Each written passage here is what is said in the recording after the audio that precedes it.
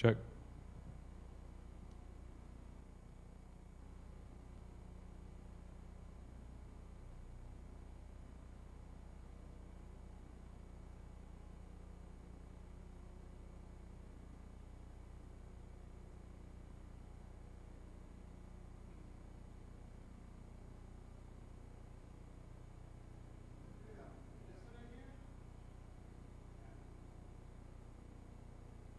Este de here,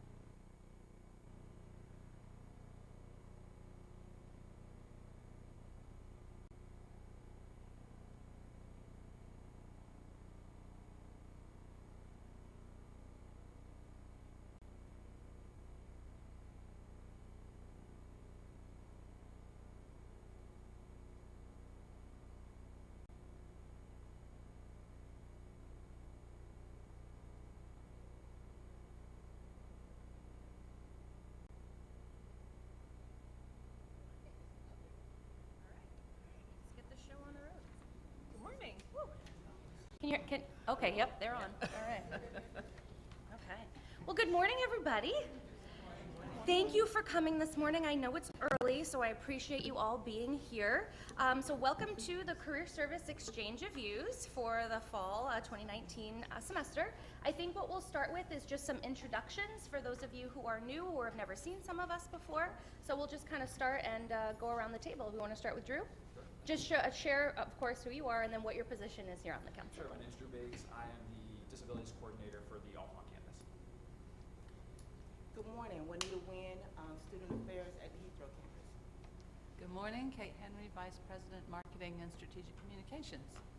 Good morning, Johnny Craig, Vice President of Student Affairs. Good morning, Marcus Williams, Student Retention and Completion Specialist. Summer Pessator, I'm a recruiter and chair of the Career Service Council. Georgia Lorenz, President of the college. Laura Ross, Vice President, Academic Affairs. Nick Hammond, IT. Good morning, Rick Collins, Interim Vice President, Business and CFO.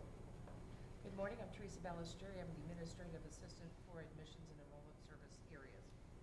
Good morning, I'm Brittany Beal, Altamont Admin for our health programs. Good morning, I'm Shelley Herder with Academic Administration on the Oviedo campus. Good morning, May Ashby, Human Resources. I think this is Johnny's first exchange of views with us. Welcome. Welcome. All right, so Dr. Lorenz, did you want to share some updates? Yes. Okay, so first of all, hopefully everybody saw the email yesterday, but we are eligible to apply for the Aspen Award this year, which is awesome. That means, at this moment, it means that we are in the top 150 community colleges in this country, which is the top 15%. So this is a big honor and milestone for us, and we have the opportunity, which of course we will avail ourselves of, to apply for the Aspen Award. It's awarded every other year, so this is actually for 2021. Last year, Indian River and Miami-Dade shared the prize. It's $1 million that comes to the college, and just a huge honor, and you're sort of held up as one of those colleges, even being among the top 150, is one of those colleges that makes the biggest difference to their students. So we're really proud of that, and because we're eligible to apply for the big award, we're also eligible to apply for the STEM Excellence Award, and we are able to submit up to 2, so of course we're submitting 2. We're going to be submitting for nursing and for our networking AS degree, both of which have had great results for our students. And I believe that is a $50,000 award. $25,000 would go to the program, and $25,000 would go to student scholarships. All of this is due December 5th, so if you see a few people running around a little harried, it's because we have a lot of work to do to get that done. I also wanted to give a quick update on strategic planning. We are in the works for our strategic plan that will take us through 2025. Our current plan, Advance 2020, actually does go through next December, but we want to be able to launch the new strategic plan as soon as that one is done. So as you've heard me say before, for probably the past 8 months or so, we've had a group of internal and external folks meeting. We called ourselves the SOAR team, the Strategic Outlook and Review team. And we've been reviewing all sorts of data about the institution, our community, workforce demands, et cetera, et cetera, et cetera. And that group came up with 18 recommendations in 6 categories. And the categories are going to sound very familiar because they're very much in line with our current strategic plan. They're students, employees, academic programs, student support, partnerships, and community engagement. So what we did last Friday is we took these 18 recommendations and brought together a whole bunch of people to brainstorm about how we might address each priority. We had little teams working during the day to come up with their big wow ideas as to how we might address that. And we started the day talking about innovation, trying to sort of frame the discussion in innovation. We were talking about how, so much has changed about the context in which we work in higher education, the students who are on our campus now, the students who are missing from our campuses that we need to recruit, all the headlines about what's wrong with higher education. So we sort of started talking about that. And then, for me, one of the primary themes in terms of how higher education can improve is all around innovation. And there's this Stanford 2025 Revisited report out of the design school, which I found pretty compelling. A few years ago, they released a report about the future of higher education, and they wrote it sort of like a travel log. And they looked back in this Revisited report at what they wrote and realized that they really need to ground that in today's reality, much like we need to ground our services in today's reality. So one quote that I thought was great that I shared with everybody at the beginning of the Strategic Planning Summit is as follows. We feel it too. The future shape of higher ed is uncertain. It's full of ambiguity, changing constraints, and new student challenges. Yet we can all agree that education is a cornerstone of a thriving society. We're collectively inspired by a huge opportunity. If we address contemporary needs and design new approaches, higher education can be truly transformational. And that's what we want to do here with our strategic plan.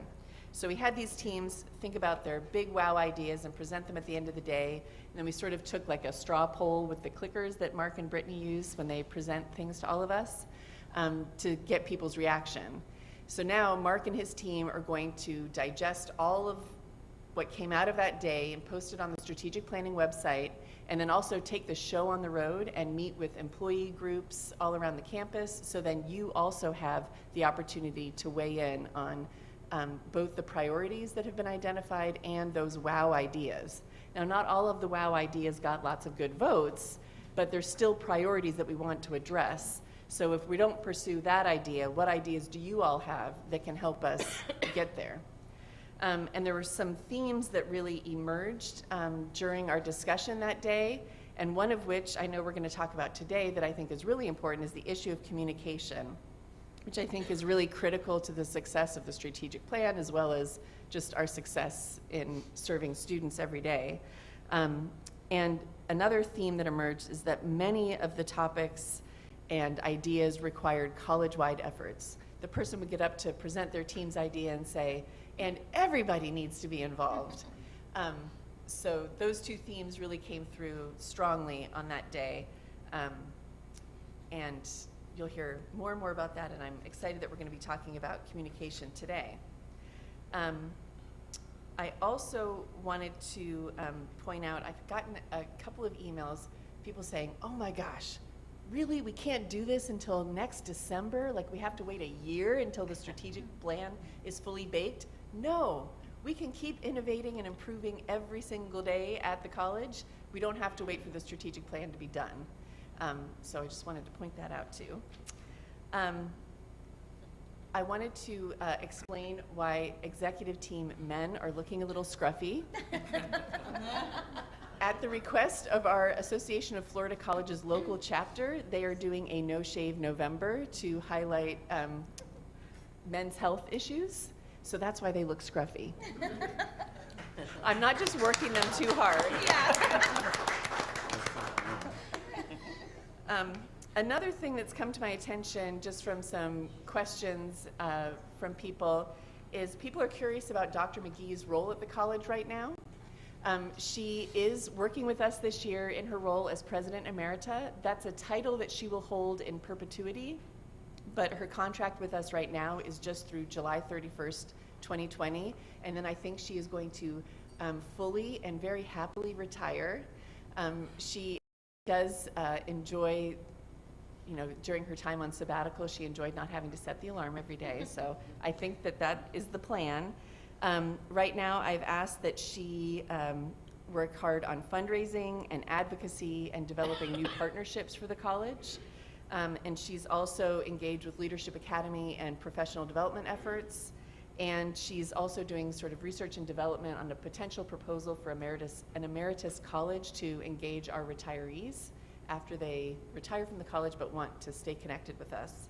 And I also want to point out that there was an amendment to her contract which significantly reduced her salary for this year. So she now is at the lowest salary for an exempt employee.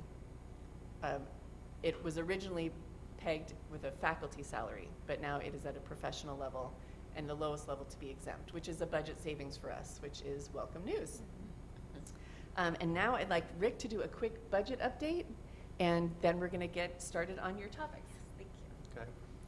Do you ever notice how the sunshine just kind of follows her? I'm the guy the dark cloud follows. Actually, that's why we work so well together. So anyway, I just wanted to talk a little bit about the budget and kind of where we're at. As far as the forecast for the rest of this year, as you guys know, we're funded for our operations primarily from two sources, the state sources and then the tuition and fees. So when we were putting the budget together this year, at the very last minute in the legislative session, they changed the performance metrics for how they were going to allocate performance funding. Unfortunately, that impacted us pretty significantly, so our performance funding this year is about $2.6 million less than last year. So that's nothing new. That was part of the budgeting process that we went through, and that's what made it such a difficult time in putting the budget together this year. However, we did assume that we were going to grow at about a 1.8% increase in enrollment. Now, that is not currently materializing. The current forecast is that we are actually down somewhat in enrollment. The latest forecast as far as dollars is that we're going to be down close to $2 million as far as total revenues that we're going to be down. So with that forecast now in place, we are going to be developing options that we can take back to the board of the things that we can do to try to put in place, some this year, some next year, that will help us to deal with the structural imbalance that now exists within our budget. So I guess that's sort of a very brief summary. Any more details you want me to get into? No, I think we plan to take our corrective actions to the board in January. So I believe that meeting is January 21st, if that's a Monday. So stay tuned for more information on that. Okay. And with that? All right. All right, let's do it. Okay. So again, thank you for coming today. For those of you who were at our town hall, I think it was last week, thank you so much for attending. So what we did, if you weren't there or if you're watching now, we had what was called a town hall style event, and it was open to all career service employees, and it was not live streamed, and that was on purpose. We wanted people to be basically as open and honest as possible, and the only way to do that was to guarantee that nothing that was said inside of that room, much like Vegas, right, just stayed in that room, you know? So we had a successful turnout. There was over 47 people that had showed up, and that was significant. And in the years that I've been doing this, in the past 2 years, we've never had turnout like that to any kind of a career service event ever. So I want to thank you guys for that. And it's great too, because the topic was on communication, and that's exactly what I think that we did. So for the agenda today, we left it very loose on purpose.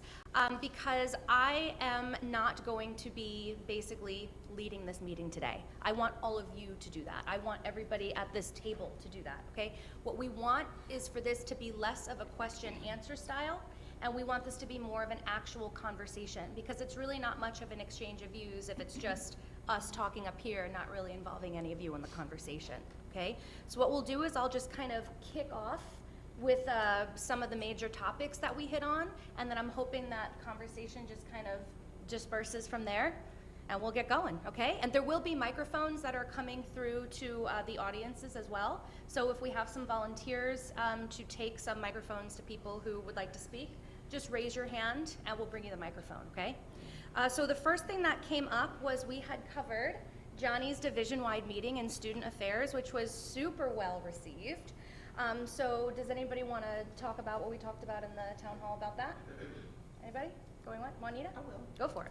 A couple weeks ago, in October, we had a division meeting of student affairs. And Dr. Craig, just Johnny, he addressed the division about his 90-day plan. And what he saw in his first 90 days was to listen. And he did that, and he put that into action.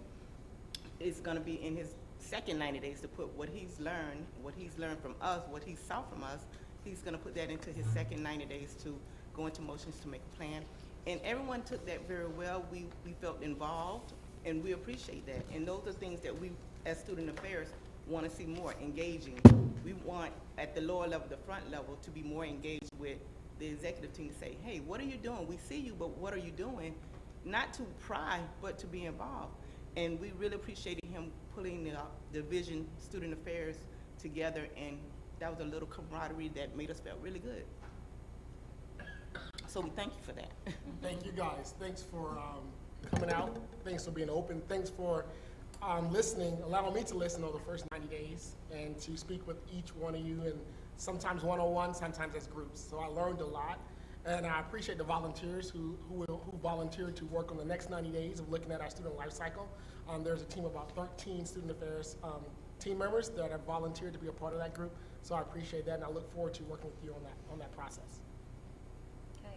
What also came out of that conversation too, when we talked about the division meeting that you had was it was nice to have all of us in one room, right? And I speak on behalf of student affairs because that's where I am, right? Most career service employees do fall under student affairs, so we're not leaving the other side out. I can just only speak from experience from where I sit.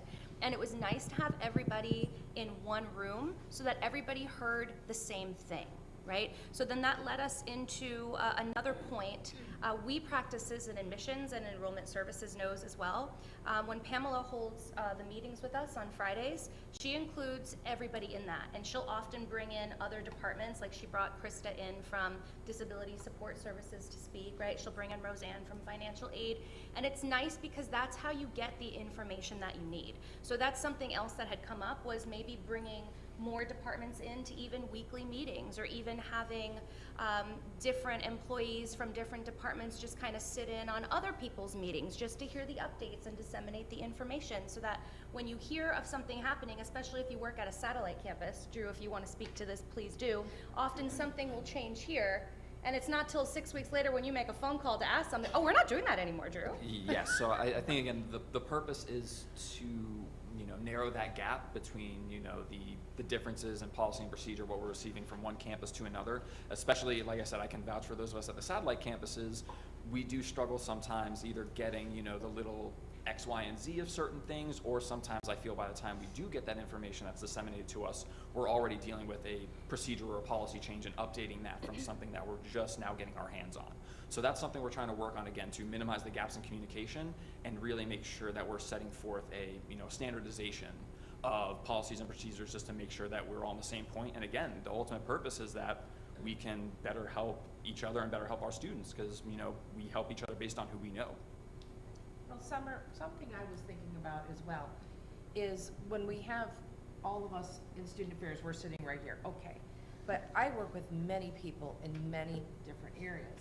And so I would like to know how those people feel about somebody from student affairs coming into a faculty meeting, or somebody from student affairs coming into the mailroom to discuss what we're doing, why we're putting this out, why Lauren's got 3,000 pieces coming down.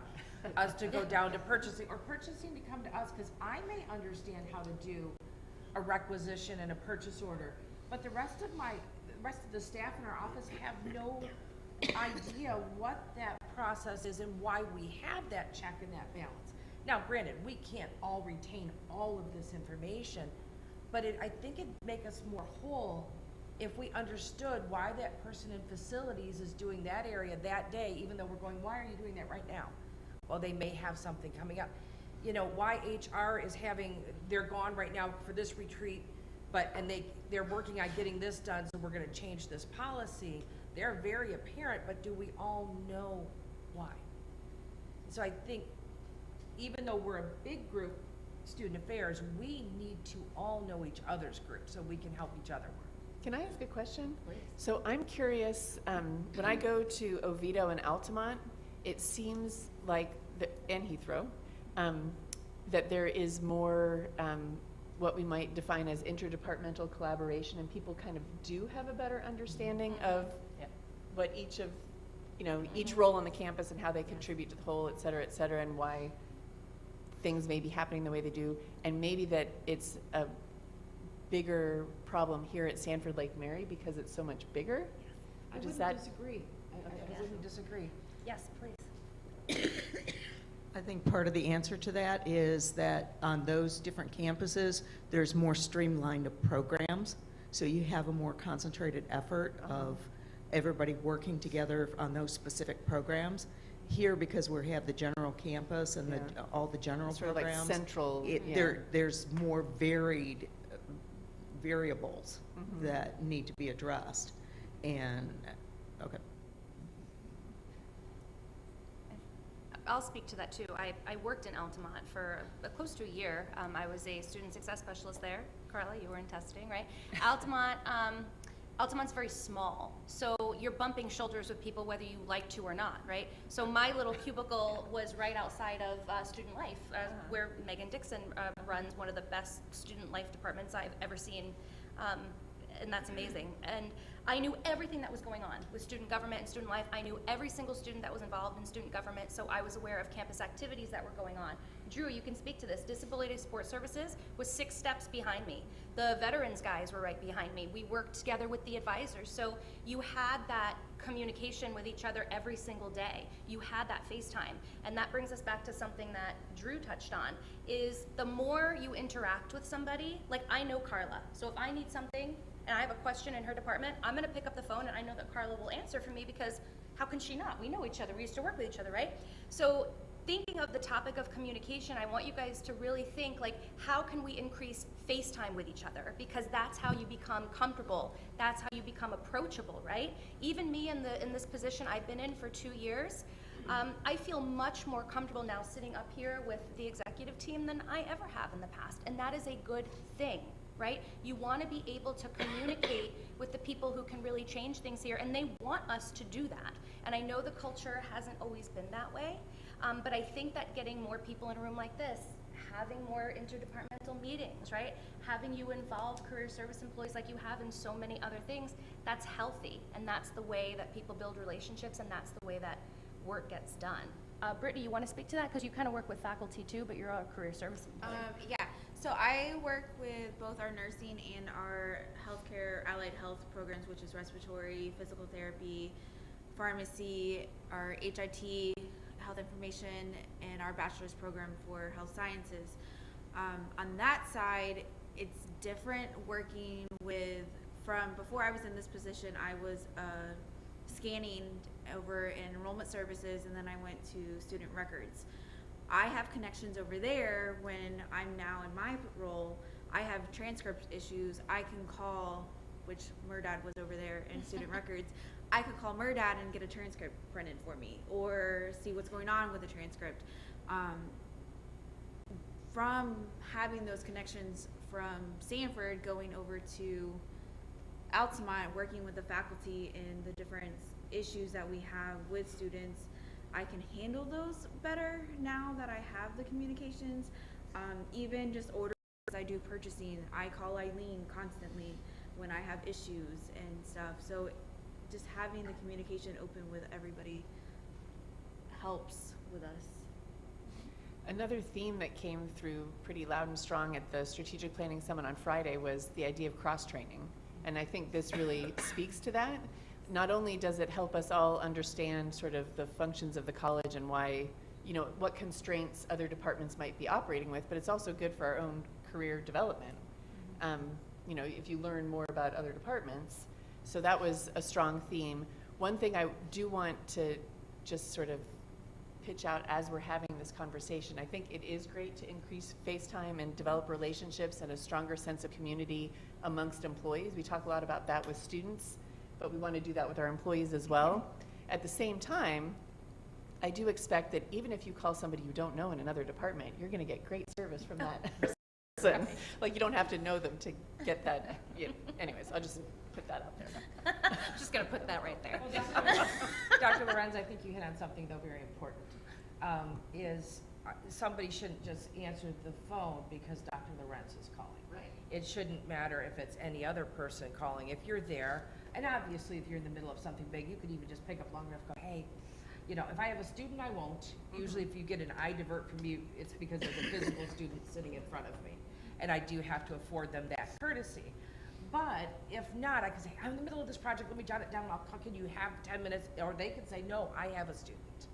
And part of this, I think, if we build a better community within ourselves, then maybe we can stop some of the issues that come from Dr. Lorenzo's office to Pamela, to me, or whatever, of the student who felt that this service didn't happen, and why didn't it happen? And sometimes it is via everybody's doing, the student, ours, theirs, but the ball got dropped. And if we're gonna be that place that really the students can come in and trust, we all have to help each other from top to bottom.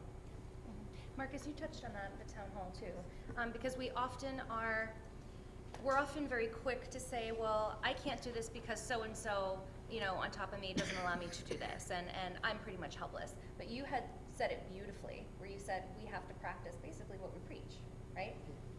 Go ahead, let it out. Tell them about it in that suit.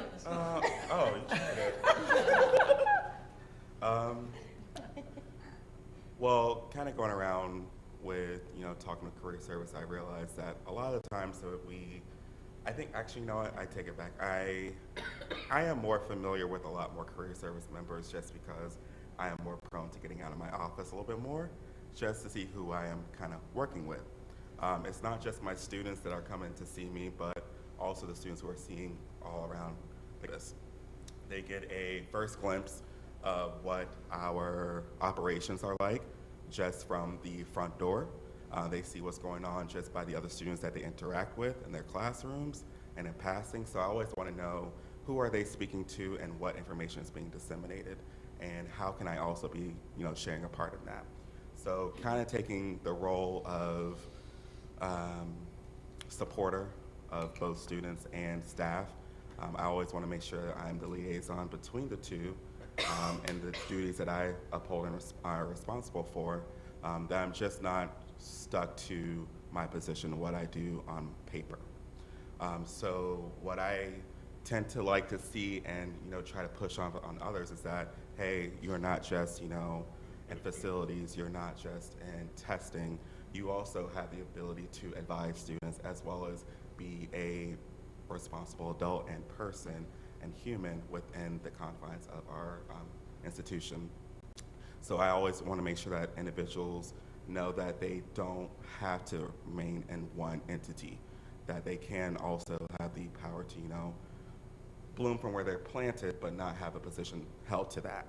So a lot of my time spent from the Altamont campus, I was that Lone Ranger where I had to know different entities of the college and different settings that were going upstairs and downstairs. But coming to a larger campus where you have multiple buildings and multiple faculty and offices, you're invited to certain meetings that you start to see, and it paints a little bit of a light to communication is being stunted in certain areas. And if I have to be, in this meeting and that meeting and talking about different things that are happening, I don't mind doing that, but I think many of us should start to be able to do that for each other, because that's the only way we continue to grow. And we've seen that, especially with the turnover of new higher officials and areas. So what I think at this point in time is the communication, whether it be verbal, face-to-face, or online, or correspondence, email, I think it just should be in a more streamlined manner, but we each take a role in it in some form or another. I'm not sure if I touched on what you asked me to, but there we go. Can I just add something? So it would be really helpful, so we're talking about standardizing what we say to employees, what we say to students, and how we all tell the same story. So I'd be interested to hear from this group on what is the best method to do that, because obviously we're single people, we can't be in all places at all times. So is there a way that people want to receive information, for example, on, I don't know, what the enrollment picture is, or how you can best advise students, or who's the best contact to go to for advising students? It would be really helpful if we get that feedback. And I'll speak on that briefly, really quick, because I know one of the town hall representatives who came in and spoke about that, and it is one of our bulleted items too. I think we just have multiple methods of communication, and no one knows where exactly to find that piece that went out. So there was an email that went out in a Wednesday update, and then we also get something in a Canvas module for announcement, and then we also get something, if you're in the faculty side, you also have your own side, and you also have career service and those different entities as well. I think if we all had a singular model, we also get emails that get sent out to students too. If we get that all to a singular space, I think that might help funnel out the information that needs to be, disseminated and dissected as well. And I know each of us have all been students before, and we've all had online learning platforms. Maybe some have not, but now that we all are in a higher education facility, we see that using some of our resources that we give to students, we should also be able to use for ourselves. So whether that be the Canvas module that offers announcements, that offers ways to do something more, exhilarating, or polls or quizzes, things that kind of gives feedback, all that could be housed in one general area. And being that we all have access to that, that might be something that we can actually employ. And even if it's not that, I think it's kind of streamlined to a singular area, whereas if we have emails that are inundated from students, outside entities, people are just asking for general information, that's usually harder to sift through and go about your daily task if you're just trying to get all that, move around. Student success specialists have access to a Canvas module. So basically, you can log into your Canvas at any time. It looks just like it would look like if you had any kind of an online course, right? And you're able to go in there and basically reference anything that you can imagine. So if you have a student that's in front of you and you think to yourself, oh God, I forgot, what can we do to code residency? What's the process for transcripts again? You always have one central area to kind of go back to and get that information. So you don't have to depend on asking the coworker next to you or asking your supervisor, which is good, I encourage that. But sometimes you have a veteran supervisor who might have been here a really long time and they still do things a certain way, but we haven't really been doing that for the past 6 years, and the person next to you kind of knows that, but nobody wants to make waves, right? So it's nice to just, it's true, So it's nice to be able to go into that one module and say, okay, this is currently how we should be doing things. This is the way we're going to be doing it. And you can even put announcements in there as well. So if you wanted to put any kind of HR announcements, right, about like re-enrolling in benefits, or your weekly announcement, the Wednesday updates and things like that, it's nice because it'll leave it there as an unread announcement, something that you haven't yet checked. And like Marcus said, when you're going through your email, and especially us who are student facing, you're bombarded with emails constantly. If you accidentally click on one and you forget that you didn't read it, you are never going to know because now it's marked as read. You, I'm sure, right? So maybe just having one central space for all of that might be a good idea. I mean, how do you guys feel about that? Those of you that have ever worked with Canvas before, or how do you guys do it in your departments? Is there something that works really well? I don't do anything in Canvas. I'm in academic services, and I don't have any reason to go into Canvas. So that would be something that would be another added duty. I do make it a point, and I don't have the inundation of student emails that you do, so it varies by department, I think. But I do read the Wednesday updates and the president's reports and the things like that. But I know there's a lot of people who don't. I'll mention something and people say, well, where did you read that? And it's like, it was in the weekly update or something like that. So if you were going to do something where you're going to change or do a singular platform, I think you would need some kind of alert in email that says, HR update in Canvas or something to force people to the new site. To go there. But again, remember, that's a new added duty to some of us other people where we would have to continually sign into another platform. Got it. And can I add to that? Oh, I'm sorry. I have a suggestion. And in the executive team, we actually been using Teams for a while. We also use Teams around the entire state for all the CIOs and all the security. It's about 150 people. So we simply create a Teams site that we make you all, meaning the entire college, a member of it. We post, we post everything there.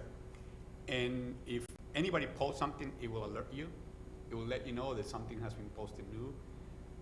You don't have to log in differently, just simply when you log into your computer, it's there, it's available. So that tool has become actually a very powerful tool for a lot of people around the college. We have been using it since Dr. Lawrence came in, and it makes it easier. all these announcements, anything that you do, and we can set it up some areas where you can actually do read-only and other areas where you can actually post comments. So you can manage it, and it's not that difficult. It's very simple to use. It's just like any other application. If you're home, if you have your phone, it has the Teams app. You just click on it, you see it, you do it. So you don't have to go search for it. You don't have to do anything weird. You don't have to do search. You don't have to learn a new tool like Canvas. So it's all embedded into the Microsoft Office suite of applications. So it's fairly simple to use for the most part. Question about that then. I know a lot of us, when we log in the morning, we bring our email up and it's like always up. Mhm. You know, it's like tagged at the bottom of our Sure. screen, Yep. and we're just clicking on and off of it all day Correct. as we're doing other Yep. work. Is this something that could be like that It where works you identical. It just Or- kind of runs in the background, and Yes. you can just maximize it to just the same. You can yeah. pin it to your taskbar. Yeah, it's an app, it's an app, and we can push it from our system and just make sure it shows up on everybody's desk, and it's there. Just click on it, open it like reading emails, but except that it's just, and it gives you feedback. As soon as, once you register for it, you can choose to receive updates, so it'll tell you, hey, it'll pop up on your screen saying that there's an update or something added.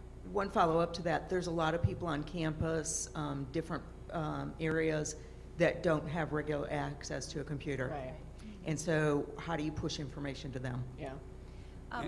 We actually had feedback. I'm not going to call anybody out, but I thought it was amazing. Somebody had mentioned possibly doing something like a podcast that people can tune in and listen to, or maybe star you on a live stream, maybe once a week, or maybe not even just Dr. Lorenz, but like for those of you watching right now, what if there was something that you could just sit down and watch on your own time? Remember in high school when we had announcements?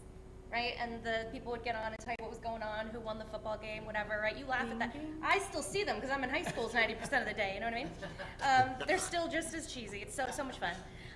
But what if there was something like that? So would you guys like something like that where you could sit down and say one day, okay, let me see what's going on this week and watch an update or listen to something? Yes. Because give him Billy. a microphone, this young man here. So I'm the one that kind of brought up the idea of the podcast because It was amazing. so our emails have the possibility to hit the button to read aloud, but when you click out of the application, it stops reading it, and so you can't really multitask and do anything. The YouTube videos are kind of nice, the live stream, but none of them are titled, so you kind of have to know what date, what time, and sift through the YouTube, and so that's kind of a challenge sometimes, and sometimes if you're on the go, you can't just click into it. So actually having like a podcast that maybe goes into like Apple is hosted in the podcast platform, that way I'm driving to work. Maybe I can listen to Dr. Lorenz's update while I'm driving to work. Oh, don't do that, please. No, I mean, I'm just saying, like, I We're listen to working to an podcasts accident. traveling to work every day. So, I mean, I think it would be or you're walking from building to building on this campus, everyone has earphones in, their AirPod, something. So it's like, it's something that you can multitask and have running in the background and kind of passively listen, and you pick up on some of the information instead of focusing 100% on an email that may get lost or never even looked at. So it's just an idea, but I think a creative new source, like information stream. Yeah. No, I think And I yeah. really like these new ideas because from our side of things, we feel like we push out a lot of information, but we're getting feedback that people don't feel that they're getting it. So we need to know how you're going to get it, because we really do want you to know what we're sending out. So yeah, no, I'm open to any and all ideas. In the town hall, we had some say that they weren't receiving all the information. It was like an opt-out kind of, not everybody was getting all the information that areas were sending out. So this way, if we do a podcast, everybody has access to it, whether you're in maintenance or you're in custodial or you're Yeah, we want an admin. everybody to have access to the information that's coming out of the board meetings, regardless of what department you're in. Board meetings, the first Wednesday updates, my updates, things from HR, things that impact every employee, and then each department or division can, problem solve it, whatever their communication challenges might be. But we are very committed to getting some of these things out to everybody and having everybody absorb it. Yeah. I also think one of the problems is certain departments, they're so busy, or they're not given the opportunity to take 10 minutes of their time before the day or the end of the day.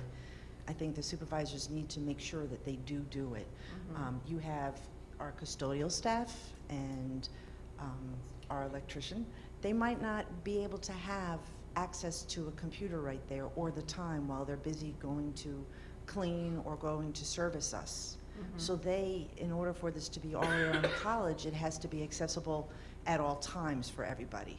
And I just think it's part of the reason why some of us don't get the emails is because we don't have the time. This is a theme that's come up before that I think we've addressed. Possibly having maybe an hour on Fridays, or even a Friday, I know it's been proposed, where there's no meetings at all, right? Nobody has any meetings. It'll be like one Friday a semester, or however often you want to do it. No meetings scheduled anywhere on campus anywhere. So everybody knows that you have your full day at your desk, or to do whatever it is that you need to do, not being bogged down by different meetings, right? Yes, please. Yeah, unfortunately, that doesn't work for our security staff and I our maintenance know. staff. So what we do with our security, we obviously have some workstations that when they take their breaks, and they do have to take their breaks, mostly because they walk all day long. For the maintenance folks, we also have a pool of computers in the back room where they can access. So the problem is that they may take their break here, because that's where they feel more comfortable, as opposed to having to walk every time back down there. But if we have it on their phone, then they can just simply click on the Teams app, and then it puts up or a podcast to one of those things. So But if they're on their break, they're supposed to be away from work. correct. Which means emails and stuff, so they need that time allotted during their working time, whether it's before or after. But some of them nope, I can't go on a computer. If I get caught on a computer outside the time, I don't need that. Then they Actually, feel that can they're you gonna put get it in, because we trouble. broadcast it? They can hear you in this. They can hear you. So the people in the. It's just that some people, they're supposed to take their breaks, which is away from their desks and their work. So that wouldn't be a viable option. But I've heard that there are some who, if they're caught on a computer while they're supposed to be doing whatever they're supposed to be doing, and they get caught, that there could be repercussions, that they're not supposed to take that time. So I think an allocated time before or during, at the end of each day, to say, all right, this is when you're supposed to check your emails or your notifications, would bring them more in the loop, knowing that they have that ability and they're not going to get in trouble for not doing what they're expected to do. I think the hard part with that may be when you have those distinct areas such as security, facilities and maintenance, they may be in the middle of a project, there's a broken pipe, there's an electrical outage. They can't just stop at that because it's now their allotted time. So I would think that maybe if on a normal day, but there may still be times that they may not get access. So that wouldn't work, but I like the idea of having at the beginning of the shift, maybe allocate 10 minutes at the beginning or at the end of the shift for them to do outside of their normal. That's a good idea. Well, and maybe the flexibility could be that they were allotted either or. Sure. So that way, in case they are in the middle of fixing something, they would still have had that time. That's a good idea. It's a good choice. Is there a point in time where if there's any maintenance or security that's here today that would care to speak, is there ever a time where you guys all get together and have like a meeting with all employees at any time? Does that ever happen? We do in security. We do at least once a term, but more often, Maxine, we bring them on Sundays because they got different shifts. Yeah, so it's yeah, kind of difficult. So we grab the people that come in at the end of the exchange of views like this type platform with Hector, which has been great, but they've been optional, and the night shift has barely had the opportunity to come in. They don't get paid overtime. It's optional for them to show up. So it's been huge for some of us to speak up, but it also feels like, a lot of us don't have access to a computer. Hector has gotten us, some of us, tablets. I'm lucky to have a tablet. I've been able to operating a machine. I wouldn't have to stop, like you're saying, Dick. Brings the biggest obstacle to them, right? So for executive team, right, it might be maybe you guys aren't getting our messages, maybe you guys aren't getting our updates. But for you, in your daily tasks, what part of communication really impacts your day the most? Is it really hindering you at the end of the day? Like, I didn't get to read that executive team email today. Oh, you know, or is it more so that I don't understand why we're doing things this way, and when did things change, or how can I find out what faculty is doing so I know how it impacts my job, right? Like, what part of communication is it that you guys want to see change the most, or want to see improvement with the most? Yes, please, Mallory over here. This is Miss Mallory Pigman, by the way. If you don't know her face, you will, because she's an amazing up-and-coming superstar. Okay, please stop. Well, and I'm going to share with them why in a second. Oh, gosh. Okay, anyways, so I would say the biggest issue with communication is kind of like piggybacking on what we were talking about in the beginning. When you were talking about cross-training, I think a lot of people assume cross-training means you need to learn how to do somebody's job or somebody else's job. That's not completely what it means. What it means is understanding what that person does, so that when I'm always thinking about the student, when I have that student in front of me, they're smart. They know when you know. They know when you don't know. When you're like, oh yeah, enrollment services, yeah, they'll take care of your transcripts, or oh yeah, all of that was put together by marketing, or this, and that. Knowing what another person does and being able to explain it and understand the cycle of the student means that you not only know your job better, but you know what to tell the student. The student knows that you know, and you know that I know that you know. But that's important. That's important. That's better for the student. That's better for you. So for me, cross-training means that you understand what somebody else does and what their job does, and how it affects your job and the student. So you're understanding life cycle. So I would say the biggest issue with communication is understanding what other departments do and being able to communicate that to the student. Because that's two things. It helps the student. They understand what's going on. They're going to have a better experience. They love when you're like, oh yeah, go talk to Marcus. He knows what's up down in advising. Oh, you know what? Transfer credit. Carla does this over there. Let me shoot her an email for you. And that's another step. Sometimes you don't have to send the student to multiple departments. I hate nothing more than having to send a student to another department unless I absolutely have to. Like, I love that I can say, you know what? I'll take care of it for you. Let me contact them, because I know what they do. Yes. And then I'll get back to you. It sucks when you have to say, go here, go here, go here, go here, go here. And just hope that they get taken care of, right? But that touches on, like, you're having a focus group to monitor the student life cycle. I think that's important, and we need to have that done. But I think it would be great to have something like that done with employees as well, to say, well, this is how I perceive a student's time here to be. So as a recruiter, I know the beginning part of their academic career really, really, really, really well, right? And only because of my past positions here do I really know what comes later, right? But the longer I stay away from that, the more things change, the less in touch I'm going to be. I think I'm helping a student from start to finish, right? When they're done with me, I think they're packed up with a bow, ready to go, and off to English 1 they go, right? Not realizing that the information I'm given is now outdated, or maybe we're not doing that at all anymore, right? So I think it's important, like she said, to really understand what each other does here. We don't have to know each other's jobs. I'm never going to be able to step in and evaluate a transcript, right? I'm never going to be able to step in and do Mallory's job and get students to re-enroll, right? But I know what they do, and I know how it impacts me and what I do and how I interact with a student.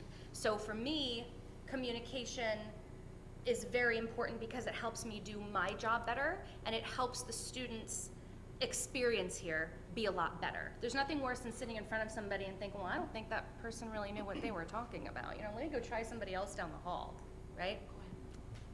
Related note, the Women's Moving Forward group is working on an internal job shadowing program. And it doesn't quite get at what you're talking about, but I think it could be a start. And not just women, we could do something across the board. But it's a great way to learn what someone does, is to follow them around all day. To piggyback off of that, I'm actually on Women Moving Forward, slight plug there. And we got a lot of applications, and it's something that we're going to continue doing. And even though the idea of that was to job shadow, from maybe like higher position or career growth at the college, there's nothing to say that it can't be job shadowing somebody you just want to learn more about. That's right. Because I'll tell you, doing retention, I have learned, I want to know what faculty does. I want to understand, because I might see the student once a semester, but they see that student a couple times a week. They see them almost every day. So We understanding. can make that happen. Come see me. Well, I know. Tell them what you did. Which part? For Rally to Register. Oh, You changed yeah. enrollment to Rally to yeah, Register. so I actually, on the committee, I work with Kevin Jordan, and we got together, and, I said, well, instead of, assuming that the students are going to come to me, well, you have the students right there, why don't I just come to you? And he's like, that's a great idea. So I started going to faculty classes and bringing laptops there and having the students register right in class, because they can't always make it to things outside of the classroom. And it was great because it was an opportunity for the students to be able to have somebody come to them and understand their needs, but also it was a time for me and a faculty member to connect and understand that faculty's schedule, how they work, understanding why maybe we have to implement things a different way. And so it's just the communication between all different types of employees is going to help the student and it's going to help the employee. I feel like implementing that has made my job easier and better. And more innovative, too. And Kevin said it was great because the students were asking questions and the other students were hearing the answers and thinking of other questions, and it was just fabulous. So that was a great collaboration. Well, and I think this whole conversation also jives really well with us potentially redesigning the student experience using the Guided Pathways framework, and the faculty have expressed strong interest in understanding, not becoming advisors, but understanding how they can better contribute to sort of the advising conversation and getting students to actually go to the advisor. If faculty could also see like the student ed plan in some sort of portal or something, and be able to help the student interpret, they really want to be armed with more information to be sort of better partners in the retention efforts. It could be the read-only information. Agreed. Right? Yeah.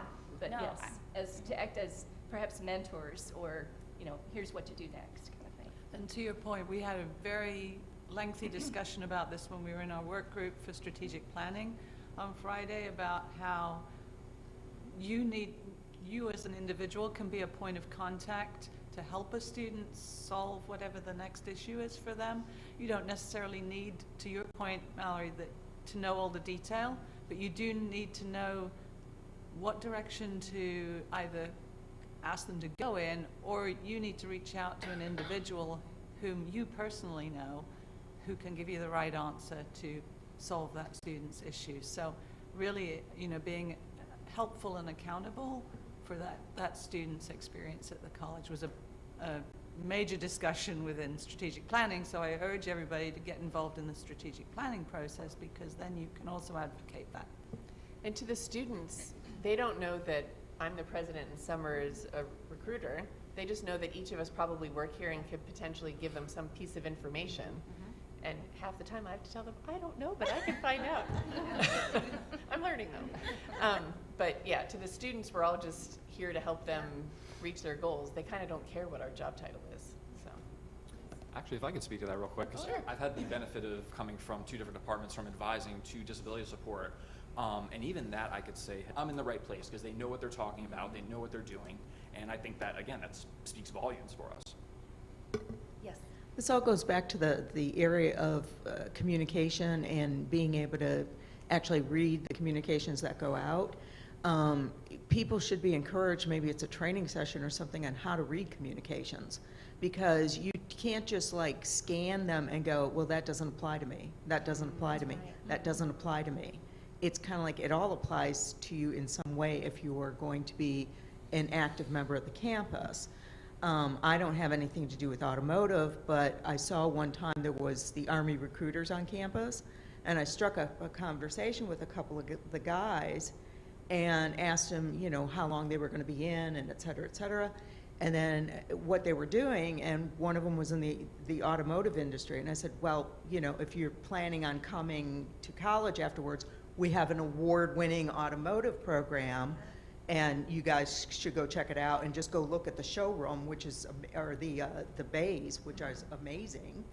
And the next thing I knew, they were walking over to the automotive building to check it out. So you don't have to know. It's not only just the micromanaging of students. It's kind of like even knowing the programs that we have can be an assistant to. All need to be ambassadors Yes. like that. Yes. Yes. ambassadors. Well, you to had the just said a college. perfect comment, an active campus member. That means all of us, because this, without all of us together, we don't have students. Without the students, we don't have a college. And so all of us need to be, as Dr. Lorenz said, or you active or ambassadors for each other, for each other's areas, and to help each other if that is the fact. A little thank you to say, hey, this room looked great. I know somebody came in today and went, oh my gosh, look how they set this up. This is exactly what I asked for. You know, where are the folks that we can turn around and say, thank you to that? I mean, there wasn't a thing out of place. They were good. So that was great for us all to be active. And how many of us, like when I go to my massage, I don't know how many of them are like, well, I'd like to go into nursing.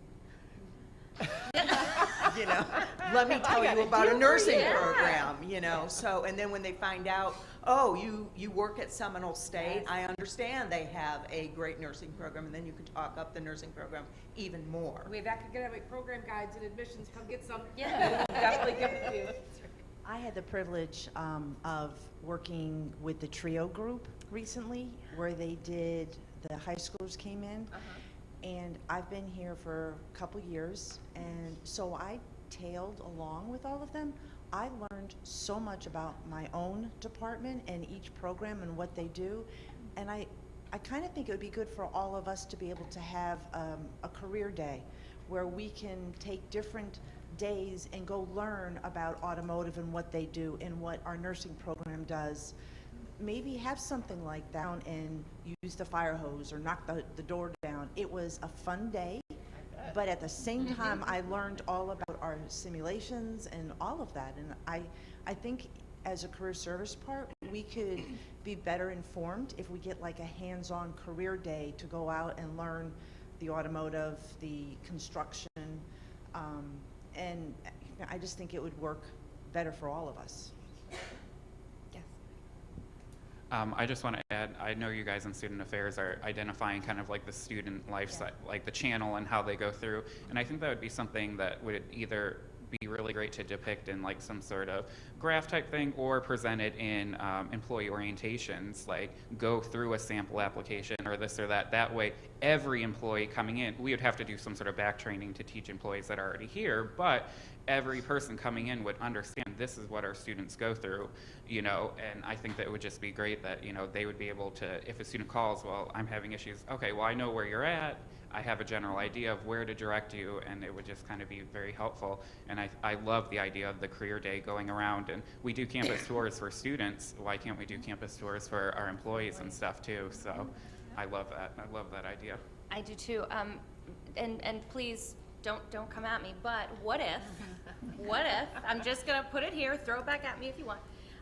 What if we took some time during convocation to have stuff like that, right? So that's a day that we're already kind of off, but still at work, right? And it's a fun day for us. But what if we had maybe sessions where nursing would speak to employees about what they do, how students get in, how competitive it is, what their program looks like, or where recruiters did their recruitment presentation for you, so you know exactly when you go out and talk to somebody, what is it that I'm telling students? What is it that drives students here? What are the major selling points about Seminole State? Or even really the difference between an AA and an AS, right? That's important to explain if a student asks you, well, I'm interested in automotive, but like, why should I do that instead of a bachelor's degree? What do I do?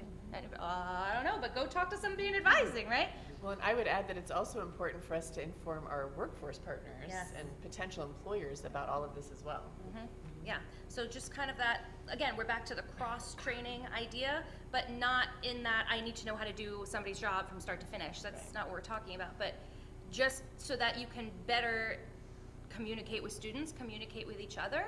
And I think too, being in a position now where I can really be innovative, and I know Mallory can speak to this because her whole being here is through her own creation, right? She's taken that job and changed it completely, but she's in an environment that allows her to do so. And I'm also in an environment that allows me to do so. We don't all have that luxury, right?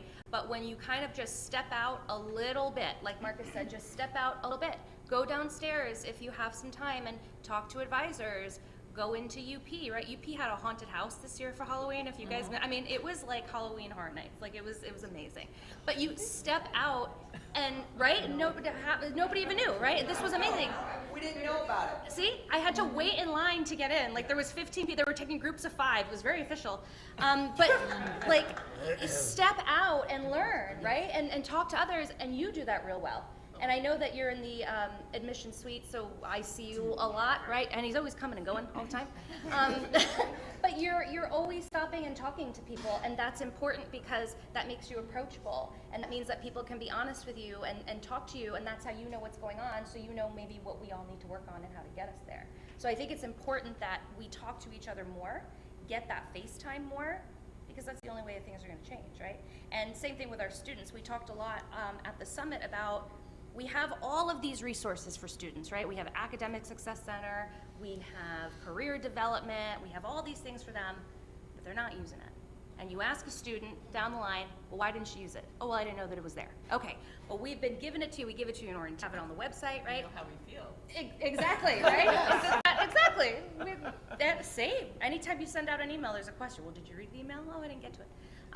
But let's change our mindset. If that's not working, what will, right? Just get out of that mindset of there's only one way to do it, and if you didn't read it, then I'm gonna shove it down your throat another way, right? Make it mandatory for you to come to my updates. No, that's not necessarily the answer, right? How else can we feed you this information? Like podcast or televised, like those are out of the box ideas. What other crazy out of the box ideas you guys have? Think about it. When you go home, how do you like to get your information? How do you guys read the news? You have social media, right? Is that how you get your news? What if we had some sort of a platform that looked very similar, but only for employees? You're wincing. You hate that idea. That's okay. Well, bit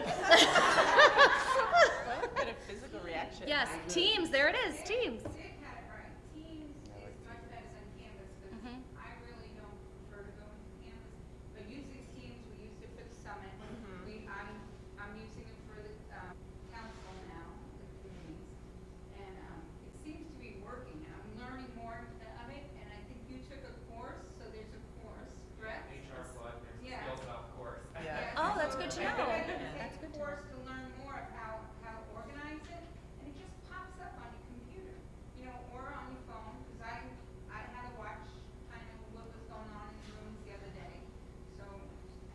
Imagine the logistics they had in place for Friday. They were all like tracking us by what we put in Teams. What you were doing, what part is, and actually, just another plug about that because it is currently online. We put everything online so you can see the what ifs, the wows, and the order, sort order of what came up to the highest. So it's all online in strategic planning right now. We just got it published. Cool. Microphone. Anybody else? Behind you. I just want to follow up. If we do go forward with the teams, can we have like maybe like an IT person or someone come in and help departments like implement it or like set it up? Because I think that's the biggest issue is like just kind of haphazardly, oh, well, we're starting to use Teams. Okay, great. Well, you know, a lot of employees, I mean, you can try and teach that or tell them about the Skillsoft, but they're not going to take it or this. And so it's like they don't know. Well, I mean, they may or may not have time. But, you know, having maybe in a department staff meeting, like this is the best practice or even a guide, like this is our Seminole State best practice for, you know, you have a drive or this is where you save your whole department. If we decide to do that and that's the decision, there will be an implementation plan. Obviously, we're just talking about it here today. You could go and look at the Skillsoft. It's a self-paced. You do it at your own time or during work, whatever you want to do, and work with your supervisor. But if that's the decision college-wide, then we'll get an implementation plan and we'll do it the right way. No, perfect. Now, there are I just want to make sure. Some areas are using it and it's working for them and it's great. If we plan to use it for a college-wide initiative, then we'll definitely have to do a little bit more work. Yeah, absolutely. E-learning has a cool new like production studio in Building L. We could ask for their help and create sort of like a quick how-to video or something. Michael has this cool thing you can write on a board. And amazing. Yeah, I've been dying to use that recording studio for some reason.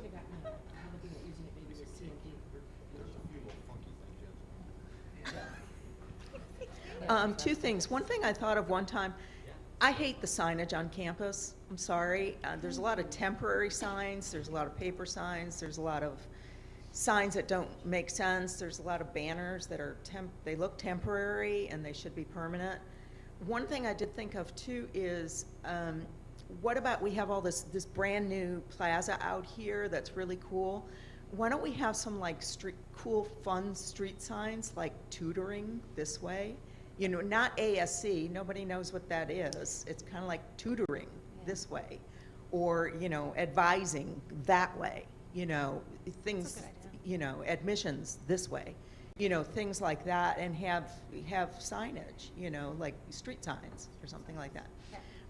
One other thing that I wanted to bring up, and I hope I'm not talking out of turn for academic services and on behalf of Dr. Lisa Valentino. Academic services covers all like the background services for student relations. It's the library, it's the Academic Success Center, it's course and curriculum development and articulations, it is the library, all of these ancillary services. And one thing that we've been talking about is they've been meeting individually with programs to find out, instead of going the reverse way of strategic planning, it's kind of like, how can we partner? And a lot of my input has been like on the outside looking in, because even though I know all these programs, I'm not embedded in them. One of the things that I think of as they're talking about streamlining programs, like if a change goes in curriculum, how does that word get to advising so that students are being advised correctly based on current programs? And if something changes, how do they ID a student that needs to know that change? I have had personal horror stories told to me several times by employees who have been taking classes who are advised one way, and when they go to graduate, it's like, oh no, you took the wrong course. Or, oh no, you have to take one more class in order to graduate, and it just screws up their whole life. And if I'm hearing anecdotal stuff just from employees, how many other people are being affected? That's just one example, and it's not pointing fingers. It's just my input, again, outside looking in, is not understanding the whole process, but kind of knowing it exists. Mm-hmm. Are we oversimplifying? We have all these initiatives, like student retention and things like that, but a lot of times we don't have the personnel to do the programs that are being implemented. There are all these grand ideas, but there's no money to put the staff in place, so you're further stressing staff to implement programs that are good programs, but other things are suffering. And are we micromanaging the student environment, where one of the conversations was on, you know, well, how do we do this or this and this and this? And then, well, if student is ABC, then their answer is XYM, you know, but if they're, you know, DEF, then their answer is LMNOP. You know, it just seems we overcomplicate things thinking that we're trying to make things better. And it kind of is a communication issue, only that, are we implementing too many programs? Maybe we need to go back and streamline, instead of making things, trying to make things, it seems to me we're trying to make things easier for students by making it more complicated. And that in turn makes it more complicated for the staff and the college, because things are either changing or program gets implemented over here that doesn't get told to the people over there, you know. So it just seems like sometimes we're running in circles, and we talk about growth and being good stewards, and that's not getting done just because we're trying to do too much. Okay, there was a lot in there. But let me go back to the curriculum piece.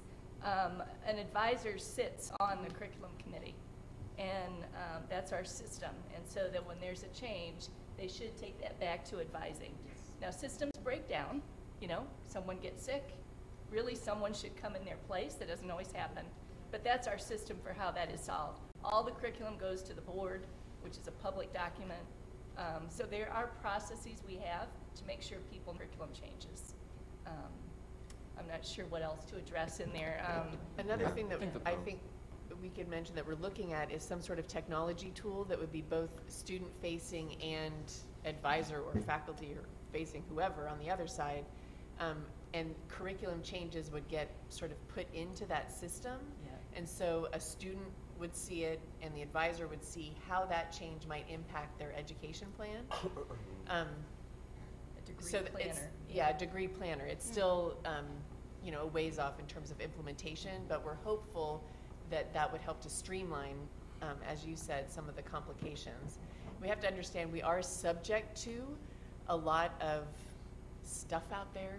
Like our students are subject to not only our catalog, but also if, you know, they're transferring to UCF, what UCF demands of them, and they may make a change that then needs to trickle back to us, and if they're going to UF, they might make a change. So we're also looking at ways that we might be able to simplify that process, and UCF has mentioned that they are, this isn't done yet, but they're open to discussing when a student comes to us as a freshman, that they would get the catalog year at UCF when they start with us, so that if they remain Obviously, I sit with them throughout an advising session and I show them their plan, I show them everything. I show them how to read their degree audit. I show them how to see their educational plan. I show them to go through and choose their classes. I don't sit with a student and tell them, you need to take English too. You need to take this class. I show them their resources, because about is a student not just coming into advising and saying, oh, what do I take? No, a student comes in, let me show you what your plan is. Let me show you so you can create your pathway. It's not me telling you what pathway to go on. It's me showing you how you can learn what you're doing, where you're going, where you want to go, and how you want to get there. So I think streamlining all of this with the strategic plan, the educational pathways, I think that's going to help with that big time. If I may, just I will. Okay. Sorry, just to point out real quickly, because I hear everything that sounds so good, and I just want to try and distill it so we can almost maybe, you know, apply it as best as we can. But it sounds like it's almost being less quantitative, again, with throwing so many things out and seeing what sticks, and more qualitative in our approach and streamlining what we have. Again, directing those students through the right avenues to package that information in a way that students are going to understand. And again, we understand how to distill that information to the students. I also want to kind of go into the self-reliance part too as well. I know typically when students come in during the onboarding process that we have, they will do the orientation, and then we'll tell them that there's a 30 credit hour check, a 45 credit hour check, and then there's a graduation check. So I do know that there's individuals who may slip through and they are very self-reliant, and to the point where if you tell them what to do in the very beginning, they will follow that to the very end and come to graduation and never have interacted with anyone on campus. So they may think they have everything set to go when there's surprises that happen along the way, where there's curriculum changes and whatnot. So those may be individuals we never got to. And typically those are our employees as well.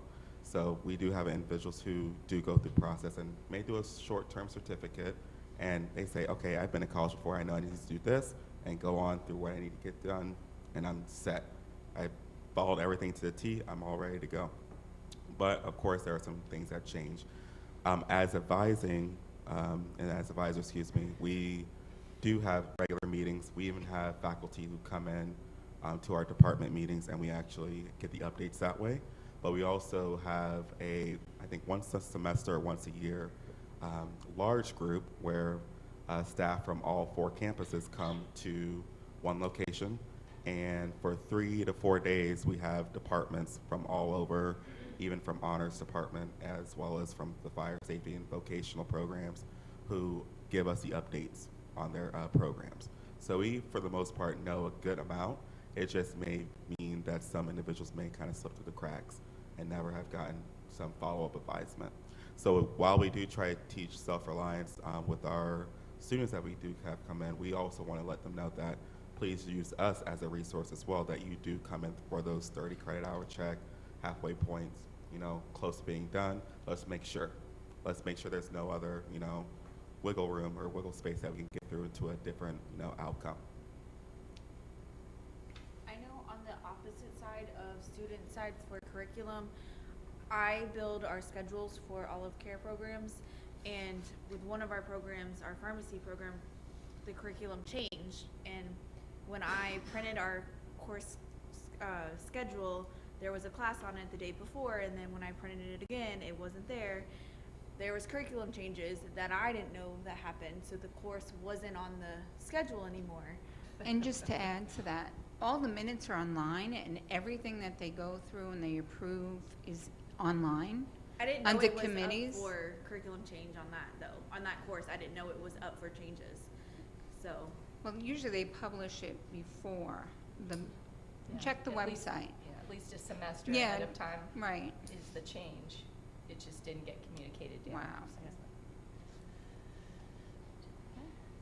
Anyone else from the audience? I got one right after. Going once, going twice? Yes, yes, yeah. Oh, good. Two more, all right. So I just got another facilities plug, get back on the, there's people that work their whole career and maybe see one student in my department. So I like the communication to us, the people that set up the rooms, the thank yous, that means a lot to us because we don't get anything from students. We don't get to hear that they graduated and that they, made it somewhere. The people that we help often don't even know we helped them, So we have our new facilities safety and security request thing, which, really didn't roll out very well. I try to tell people if you see something, say something. That system should be blowing up like Amazon on Black Friday right now because we got so many broken things. But, we don't get any requests. So again, if you see something, say something for a facilities plug. And just, like trying to simmer things down, there's some major themes I'm hearing. Cross-training is huge for me in trades world. But it does have like an antiquated term, kind of a condescending term, like who's training who. And people skip right over the cross. It's a two-way informational street. We need to learn from each other. It's like a cross-informational session instead of a training session. So I try to say sometimes to people I'm with, I'm not cross-training, I'm cross-learning. So I'm just trying to figure out, how you do what you do. It doesn't mean I'm going to have to do what you do because I've had this training session or you're going to have to do what I do. Yeah. It just means that we can work better together. I like it. Okay, and the informational hub is huge for us too, where there's a lot of people looking for things, can't figure out how to do something, and they don't know who to go to ask. And people don't use those. People want to know who they're talking to. So some sort of community informal time where we could just meet people and get to know people around the campus seems like that could be huge for that. I agree that I don't feel like I should have to know you to call you and use you as a resource, but it's a personal thing that people don't reach out to people they don't know. I think one group we haven't talked about much is CTS, and I think much like facilities, you said we don't even know who's set up the room or why things are working. I think CTS feels very much the same. They may never see a student in their career. And I have no idea why my computer works every morning when I come in, but it does. Summer, if I can just respond to Chris, one thing I'd recommend from facilities, and I'll share it with Rick and I'll share it with our new CFO, Joe, because unfortunately this will be Rick's last exchange of views. And we will miss him dearly.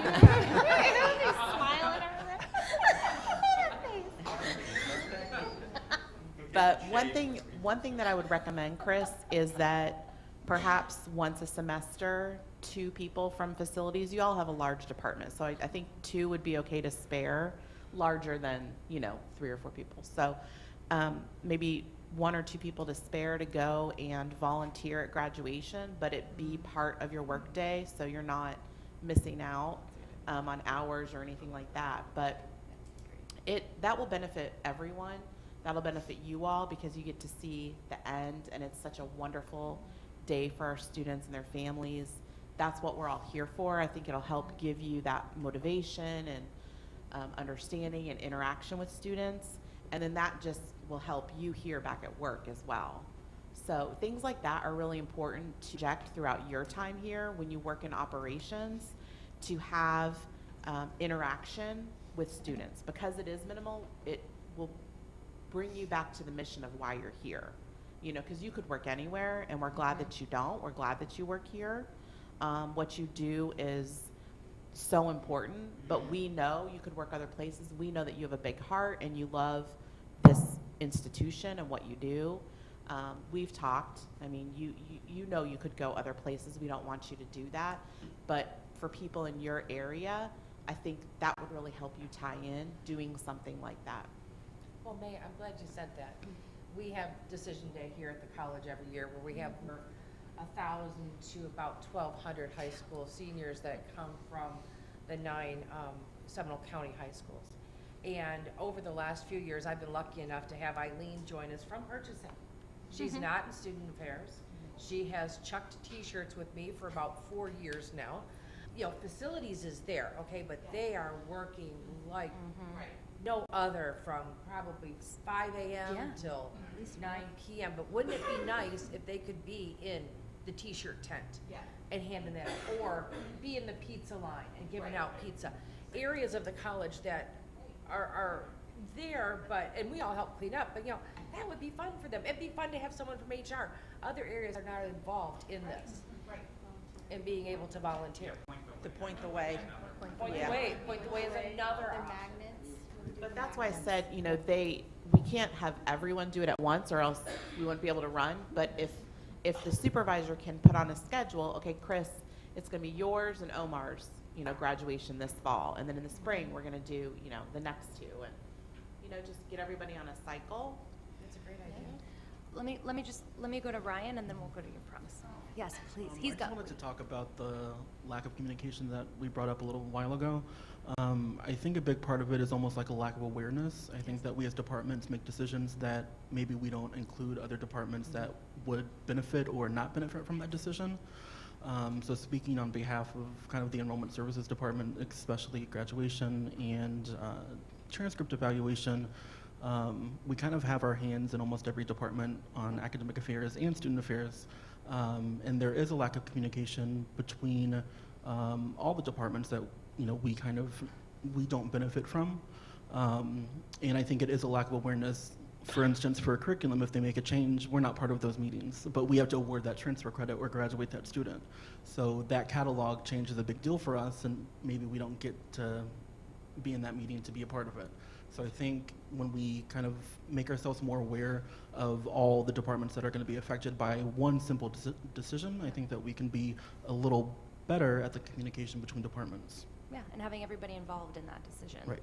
And or at least being at the table when that decision is being made, even if it's just to raise your hand and say, hey guys, this sounds good up at this level, but down here, this is how it's actually happening and this is what's going to happen. Right. I think there could be more of that, but I think that that's what sessions like this will start to bring to light, and the involvement of more career service employees in different initiatives at the college, and just hearing that voice. Because when you're at a certain level, even if you've worked that position before, like working managers, right, people that we report to that have done our jobs, things change and things are very different, and it's not always how you perceive something to be operating. It's easy for me to make a change if I think financial aid works a certain way, but I'm not doing that every single day. So a change I think is gonna be great and everybody should be bouncing up and down, excited that we're finally doing this.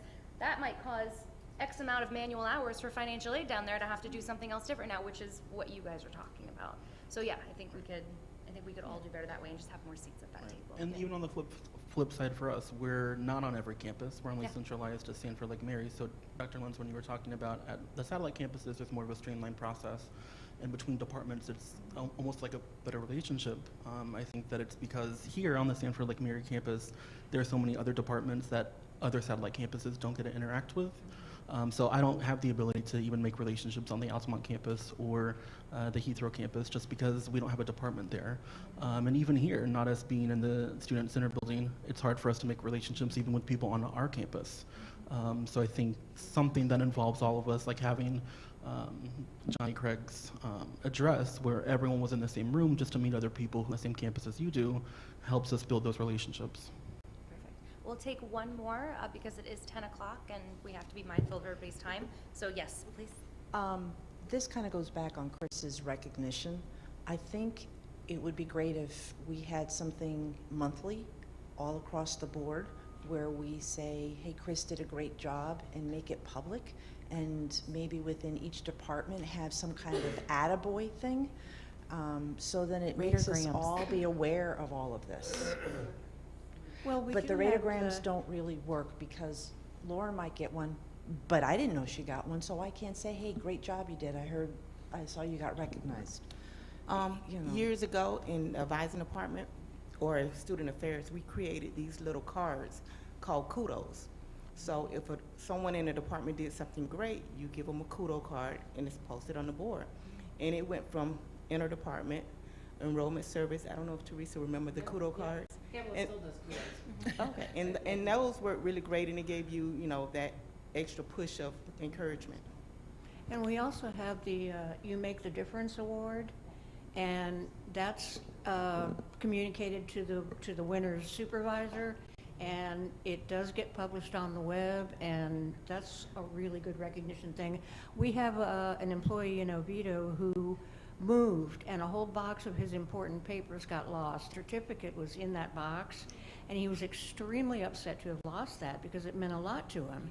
And so we're having a new one made for him because it really was important to him, and it's a personal recognition that anybody appreciates. Yeah. So you can all make nominations too. We do it through the Career Service Employee Council. Some of you here today have been recipients, well deserved.